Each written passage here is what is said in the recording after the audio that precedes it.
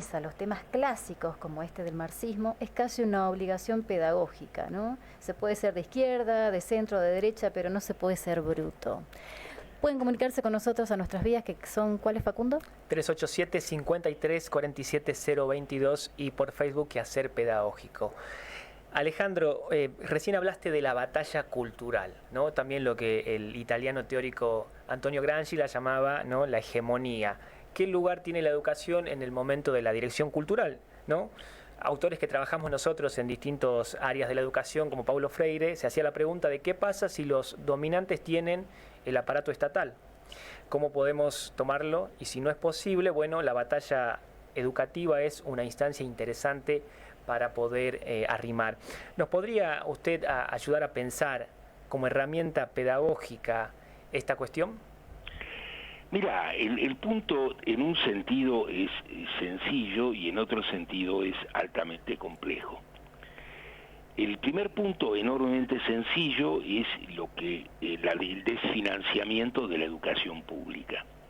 Cuando uno mira las condiciones en que se ha transformado la educación pública, uno entiende. La escuela primaria es el lugar donde la gente humilde va a comer malamente un plato caliente 5 veces por semana. De modo que ya no cumple la función que básicamente se supone, que es la socialización en determinadas condiciones de un conjunto de enseñanzas-aprendizaje, sino pasa otra cosa. Primer punto. Segundo punto, las condiciones a las que son sometidos los docentes ya no es igual tarea, igual salario, sino que se puede cobrar por el mismo trabajo muy distinto según la provincia en que te toque en suerte operar. Esto de que la educación pública sea, entre comillas, federal, no es otra cosa que la educación pública pierda su condición de horizonte nacional. Esta es la primera batalla perdida. La segunda batalla es la calidad de ese proceso. A medida que el tiempo pasa, lo que nosotros vamos viendo es una disminución de las exigencias y de las cargas pedagógicas y de la capacidad de retención del sistema y de ejecución de los aprendizajes.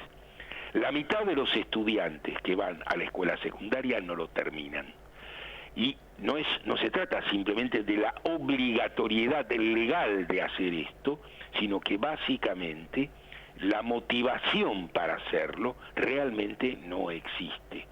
Y no existe, entre otras cosas, porque el mercado de trabajo no tiene capacidad de absorción real, porque la construcción de puestos de trabajo tiene que ver con la inversión real que esa sociedad hace.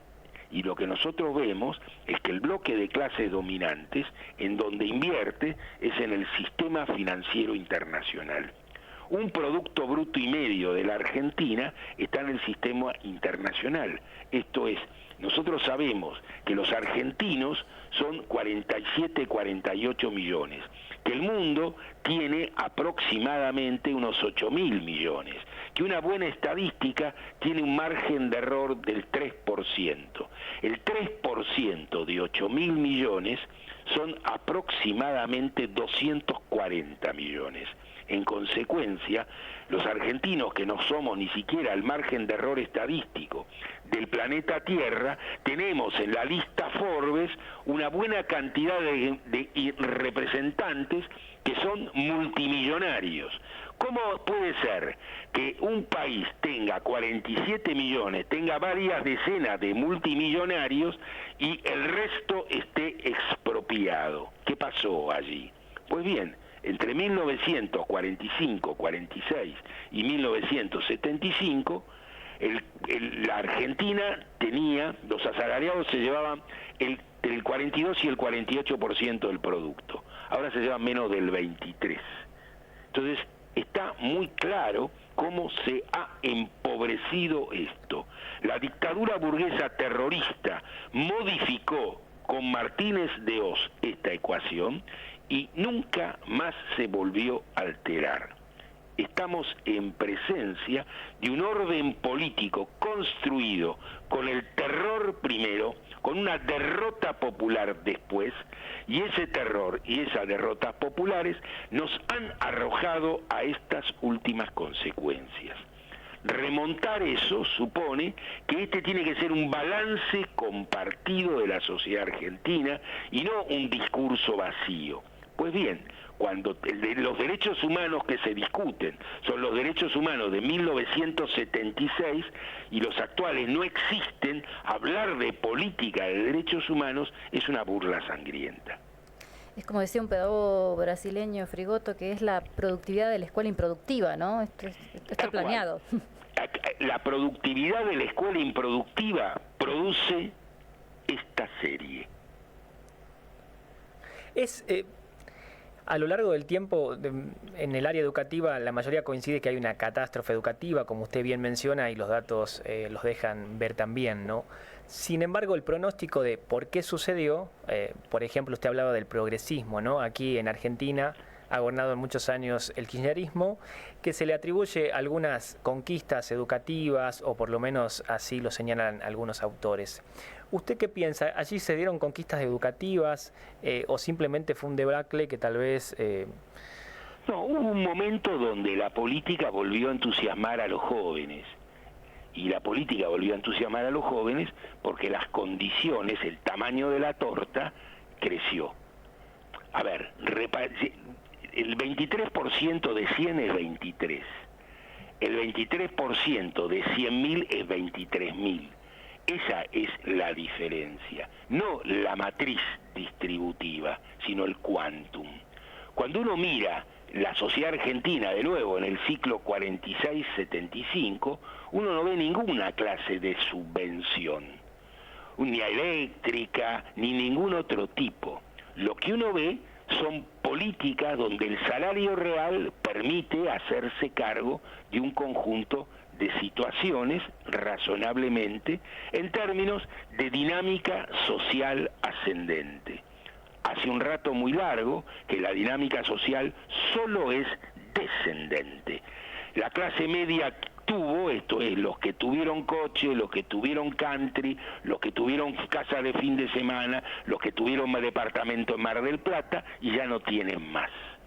Todo esto lo que nos muestra es una pendiente acelerada en continua descomposición política.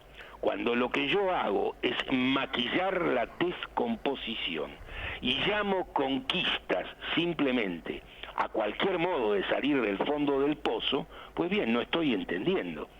Las situaciones básicas estructurales no se modificaron, permanecieron inalteradas. Y por eso, cuando el viento de cola de los buenos precios agrarios internacionales y la capacidad de tributación de este segmento, me refiero a la capacidad del gobierno para que tributen, no a la capacidad tributaria real, porque aquí en la Argentina el sistema tributario se sostiene sobre el ingreso al valor agregado, es decir, sobre el consumo popular. Es un impuesto a la pobreza. Que un orden político se sostenga sobre el impuesto al valor agregado nos hace saber de qué clase de orden estamos hablando. Pensaba en un momento en esta carga fuerte de planificación en la que pensaban los socialistas del siglo pasado y del antepasado, si se quiere, y en esta idea de no se gobierna, ¿no? Sino a través de estas políticas focalizadas. Ya no hay planificaciones y no hay proyectos estatales, sino de gobierno. Y entonces hablábamos en un webinar la semana pasada con unos colegas, se gobierna a través de programas, y programas que duran poco y que son para financiar a aquellos a los que mejor les va en la competencia entre escuelas y provincias, y entonces seguimos en esta idea de romper, de dividir para reinar, y de no proyectar y de no organizar efectivamente una propuesta real y seria de educación. No hay una propuesta real y seria de nada. A ver, cuando uno mira simplemente nuestras capacidades, lo que la Argentina siempre tuvo son brillantes individualidades, hombres y mujeres con enormes capacidades personales, capaces, en condiciones muy difíciles, de resolver cuestiones muy complejas. Esa es una habilidad argentina. Ahora bien, las otras, no. Y aquí viene el viejo problema. Cuando uno mira simplemente nuestras potencialidades pasadas y presentes, cuando uno mira la incapacidad de un orden de absorber el conocimiento que construye, y cuando nosotros miramos un organismo como el CONICET, nosotros podemos ver enormes cantidades de conocimiento que no son posibles de ser tomados productivamente porque la sociedad no dispone de los instrumentos para tomarlos. Esto es una situación que la descripción clásica es: llueve sopa y tenemos tenedores en lugar de cucharas. Es decir, nunca estamos en condiciones de aprovechar nuestra propia capacidad de construir conocimiento. Alejandro, usted ha escrito recientemente un interesante libro, que lo ha presentado por distintos lugares, Lenin y Trotsky, los dragones de Marx. ¿Nos podría contar qué nos vamos a encontrar con ese libro? Contar un libro siempre es un programa fracasado. Lo que uno puede tratar de decir es de qué va. Entonces, lo que voy es simplemente, la pregunta ¿es posible entender el mundo actual sin entender las situaciones revolucionarias, por ejemplo, de 1917? ¿Es posible entender la China actual sin vincularla a la China maoísta y la China maoísta sin vincularla a la Tercera Internacional de Lenin y Trotsky? La idea de que es posible entender este presente sin conocer las construcciones, las cadenas de significación y sentido que construyen este presente, es una idea pueril. Yo no me ocupo del Museo de la Revolución, yo me ocupo de los problemas actuales, arrancando desde el momento en que la sociedad humana tenía otra capacidad de construir opciones políticas. Y digo que sin recuperar esa capacidad, estamos en el horno. Y la pregunta es cómo se recupera esa capacidad, ¿no? La recuperación es una decisión colectiva. Ay, sí. Y una invención colectiva. El Soviet no es un invento de Lenin y Trotsky. La Comuna de París no es un invento de Marx. El peronismo no es un invento del coronel Perón. Cada una de estas cosas son invenciones sociales. Yo puedo valorar de distintos modos una invención social. Lo que no puedo hacer es ignorar que sin las invenciones sociales la historia no camina y la filosofía política no piensa. Pensando en estas categorías marxistas de estructura y de superestructura y con todo lo que ello implica, ¿no? Lo económico como condicionante de lo ideológico. Yo no comparto esas lecturas. Ajá, no, simplemente para mencionar esto de cómo construir ese discurso, ese símbolo, esos signos que puedan persuadir y convencer, ¿no? a ese gran colectivo de cuál es el camino a seguir o por dónde ir y de la necesidad de volver a nuclearnos, porque evidentemente la batalla cultural ganada por esta tendencia de derecha, liberal o como le quieran llamar. Ellos ganaron la batalla cultural. Creo que la van ganando, ¿no? Los otros vaciaron los contenidos reales y los transformaron en nada. Por eso la deshistorización, la individualización, la despolitización, son tres procesos que nos han llevado a esto, ¿no? A hacer islas, sí. A no poder construir en colectivo y a no pensar, ¿no? Porque digo, y eso es lo que destacamos y queremos hacer siempre en Quehacer Pedagógico, debatir, porque parece que da miedo pensar distinto o hablar en contra de cierto progresismo de cartón. Despacio, más que pensar distinto, parece ser que el miedo es a pensar. Primero. A ver. Cuando se piensa, es muy raro que dos piensen igual. Pueden pensar en la misma sintonía. Si dos piensan exactamente igual, uno de los dos no piensa. El problema del pensar es la posibilidad de considerar un problema seriamente y ver qué hacer con él. Aquí no se considera seriamente nada. Aquí el planteo de que el problema es los ladrones, es entender ladrones de qué. Aquí hay que entender cuál es el robo. El viejo Proudhon explicó hace ya un rato muy largo que la propiedad privada es un robo.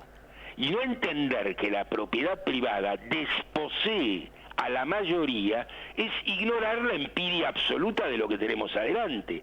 4.000 hipermillonarios tienen la mitad de la renta del mundo. Imagínense si han desposeído. ¿Esto qué nos hace saber? En 48 horas podríamos tener un reparto de la torta totalmente distinto en otros términos. Expropiando. Simplemente cambiando las condiciones de apropiación. Alejandro, esa hipótesis muchos liberales intentan refutarla diciendo que la expropiación y la repartición de esa riqueza no producirían nueva riqueza, ya que los medios de producción... Vamos a entender una cosa, vamos a ver una cosa, porque es muy sencilla. Hemos visto fábricas cooperativas funcionar, hemos visto fábricas públicas funcionar, hemos visto fábricas privadas funcionar, hemos visto muchos modelos de organización del trabajo. Pero ninguna fábrica es ninguna otra cosa que un modelo de organización del trabajo. La idea de que el trabajo de los que trabajan no vale y la idea del patrón del capital sí vale, es una idea de los que están desposeídos de entender quién produce la riqueza. El secreto de cualquier orden es: no se puede consumir lo que no se produjo. Y lo que vemos aquí no es que falta productividad, lo que vemos aquí es que la distribución tiene, para decirlo con amabilidad, algunos desajustes estructurales. La idea de que cada uno va a tener un jet privado para trasladarse no es una buena idea, es una tontería. He escuchado sus palabras, acá pueden calar muy fuerte. Nosotros estamos en Salta, una provincia en la que hay muchísima actividad en el campo, hay toda una concepción y a veces hasta una metáfora de feudos en el interior, ¿no? Donde el patrón es sagrado, donde se construye ese vínculo de casi le debo la vida, ¿no? Porque él me da trabajo, porque él me da el techo y porque me permite dar de comer a mi familia.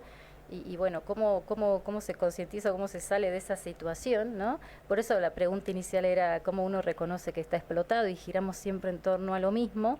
Digo porque estamos en provincias, o la nuestra sobre todo, en la que estos modelos casi feudales se perpetúan y son muy difíciles de desarraigar, ¿no?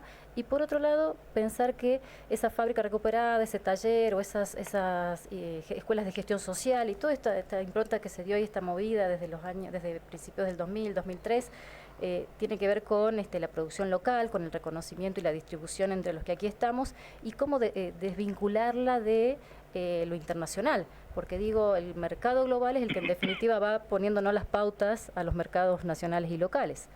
No hay duda, pero si uno mira la experiencia más exitosa de los últimos 50 años, que es China, uno ¿qué aprende? La primera cosa que aprende es que en economía lo decisivo es la escala. Si algo tiene China es que se ha transformado en la fábrica del mundo. Y es la fábrica del mundo porque hay 1.700 millones de chinos, primero. Segundo, si algo de nuevo nos enseña China, es que no es la importancia de la intervención privada simplemente. La intervención privada está regulada por la intervención pública. El Comité Central del Partido Comunista Chino decide cuál es la tasa de interés y cuál es la paridad cambiaria del Banco Central de China. Y no vamos a ver a la burguesía china, que existe y tiene muchos multimillonarios, discutir con el Banco Central sobre la paridad cambiaria. Pero eso podría decir uno, bueno, la burguesía china nunca tuvo experiencia democrática. Y es cierto, nunca la tuvo. Pero acá conviene entender que en China tienen las inversiones la burguesía alemana, la japonesa, la francesa, la italiana, la norteamericana, etcétera, etcétera, etcétera. Y esas burguesías tampoco discuten nada. Entonces lo que estamos viendo es que lo que en China el 80% de las fábricas son propiedad pública. Y aquí viene la cosa.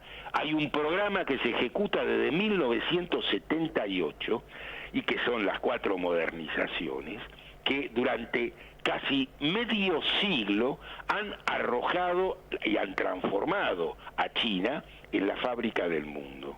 Pues bien, si no aprendimos eso, esto no quiere decir que nos compremos el orden político chino, pero hay algunas cosas que tenemos que entender. O nosotros que practicamos la escala sudamericana o estamos en el horno, o nosotros tenemos banco sudamericano o estamos en el horno, o tenemos moneda sudamericana o estamos, y así podemos continuar. Alejandro. El secreto es que nuestras direcciones políticas atrasan 50 años. Y la burguesía de la Argentina, en fin, nunca fue otra cosa que un conjunto de enclenques incapaces de pensar casi nada. Esto no es una novedad, es una cosa que sabemos históricamente. Es una clase cuya capacidad de reflexión política nunca ha valido demasiado. Y en este punto es absolutamente patético. Basta mirar lo que es la Unión Industrial Argentina para entender. Si pudieran volver al esclavismo, volverían. Con eso nos ahorramos todo el resto de los debates. Alejandro, usted mencionaba algunos debates. ¿Qué es la izquierda hoy en Argentina? ¿Perdón? ¿Qué es la izquierda hoy en Argentina? Un conjunto de muchachos que añoran un pasado que no existió. Con programa, sin programa, con subtítulos y sin subtítulos. Pero mi representación es que tal vez hay una izquierda que no existe entonces. Nosotros lo que necesitamos es constituir una izquierda, admitiendo que la izquierda anterior ha sido derrotada. Ha sido derrotada. Si no vamos a entendernos.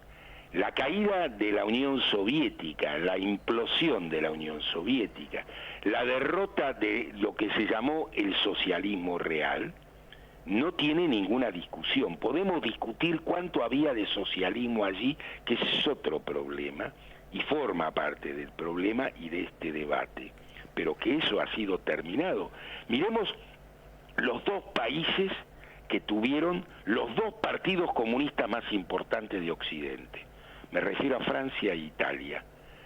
Una semifascista gobierna Italia y Macron, que es un hombre de centro derecha, ha sido barrido por la derecha francesa. Y el Partido Comunista Italiano y el francés es como si nunca hubieran existido. ¿Y entonces estarían haciendo falta un Lenin y un Trotsky en estos momentos que reorganicen esa fuerza?